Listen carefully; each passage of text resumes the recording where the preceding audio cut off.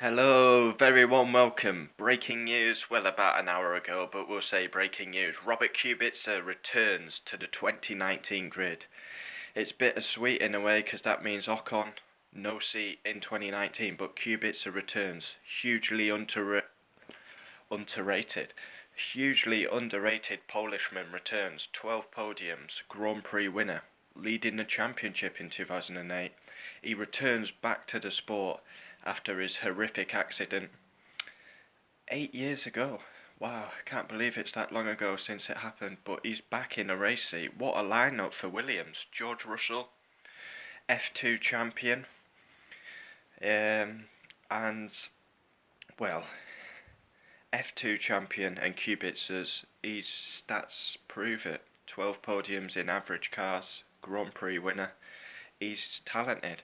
But what I don't get about with it, they knew Kubica's talent, they know his stats, they know he's proven, but they chose Sorokin ahead of him. And now they've dropped Sorokin, put Kubica in, so why didn't they just put Kubica in from the start? I'm sure he was ready last year. But anyway, he's back full time. What a lineup for Williams. Williams are horrific, but they're going to improve with the likes of Kubica's experience. And fired up George Russell to prove himself. But it's great to see. Great to see. Finally. Sorokin, I feel a bit sorry for him. Although I don't think Sorokin's good enough, he was always positive. Even when Williams were at their lowest, he always had a positive word. But I do find it strange how they put Sorokin in, knowing Kubica's proven.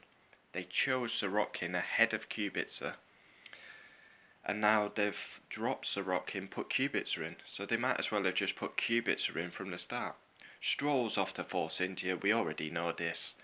And, I mean, Stroll, how he's kept an F1 seat, and Ocon is without an F1 seat. That's a separate video. What a disgrace. But yeah, Kubica returns. I'm buzzing about that, but on the other side, I'm gutted for Ocon. Happy for Kubica. A bit gutted for Sorokin, which I never thought I would be. I don't know who's got the reserve test driver for next year. Hopefully they can give Sorokin that. I think he could deserve that. Because he's just... Williams, they're last. They're last in qualifying, last in the race. He always has a positive word, even though the car's crap. Where on the other hand, Stroll, moaning, whining like a 5-year-old.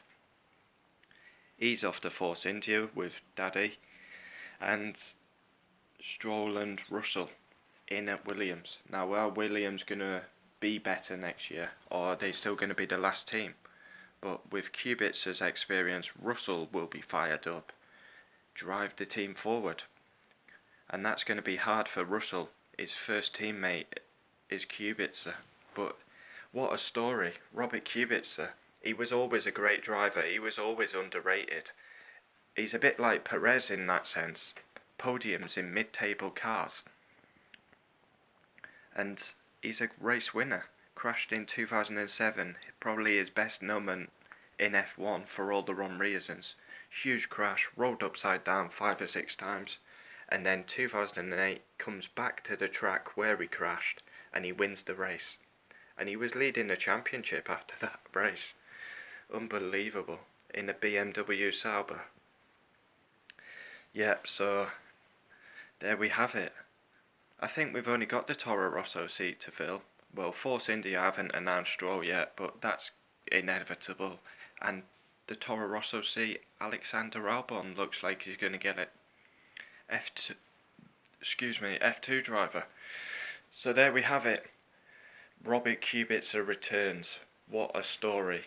After a horrific accident, what's he going to be like around Baku and Monaco, long races? Is he going to be able to...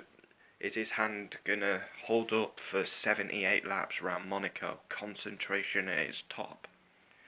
It must be, or they wouldn't take a risk on him. Kubica, for me, he's always been underrated. Pull him in a top car. He could have been a world champion by now. But there we have it. Robert Kubica returns. Sorokin loses his seat. It's Russell and Kubica for Williams in 2019. Adios. See you next time.